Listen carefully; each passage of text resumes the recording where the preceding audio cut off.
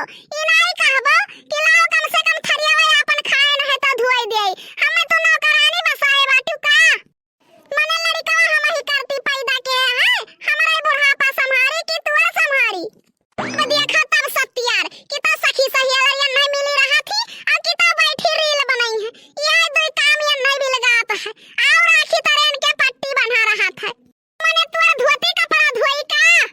देखा तब मसेरी चढ़ी बैठी रही है जान पड़ा था कहां के महारानी बन के बैठी है तुम्हें का लागत है हम 4 दिन का खर्ची आए ना तब चली तुम्हें बनाए के लिलाई नहीं दादा तू काहे बनाए के ले लाइबो तोहे हम बनाए के लिलाई तू बैठ के पान कूचा कि तू बनाए खवाइबो पता मेहमानों का इज्जत कदर करे का आवत है कि नहीं मेहमान 2-4 दिन का करती रहा थी कि साल 2 साल करती मेहमान रहा थी